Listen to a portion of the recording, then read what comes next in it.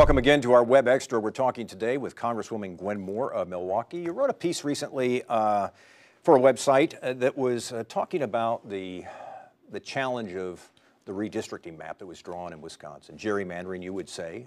Republicans would probably say, we just redrew the maps. We think it's legal. But give me your sense of how that's going to play out. The court, the High Court, Supreme Court is looking at it right now. What's your hope? What's your expectation? Well, the court is looking at the Gill case that Wisconsin brought forward, but they're also looking at a case in Maryland where Republicans have accused Democrats of the same thing, of partisan gerrymandering. I mean, as you know, racial gerrymandering has been found to be unconstitutional. Right. And Republicans have benefited tremendously from that decision by simply sort of just packing all of the African Americans in one district. We saw that in Alabama, where my good friend Terry Sewell, they just draw all these sort of squiggly lines and pick up the black population from various communities and create a solidly black district, but depriving blacks of opportunities to be an influence in other districts where they would be able to elect a representative of their choice. Now, when I say that, that person may not necessarily be an African American, but Mike, it's an open secret that 90+% of African Americans are Democrats.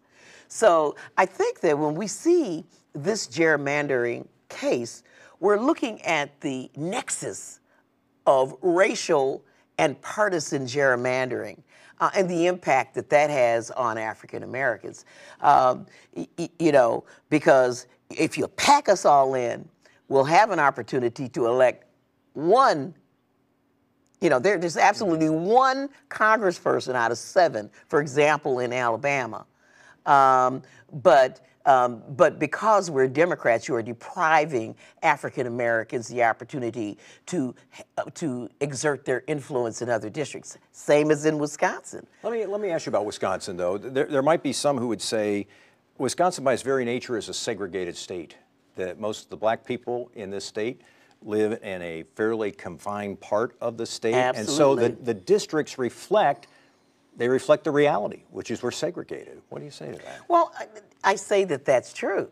But what I also say is that African Americans want to choose a representative that represents their policy choices. You take my successor, for example, in the state assembly. And of course, we had about 200,000 more Democrats vote in the state of Wisconsin than Republicans, and yet our state legislature has what, over 60? Predominantly Republican, yeah. Right, right. Mm-hmm. Doesn't make any sense at all. You take my successor in the state assembly, not an African American. It's a district that I've represented. I think now Senator Lena Taylor has represented. It's a district that could elect an African American.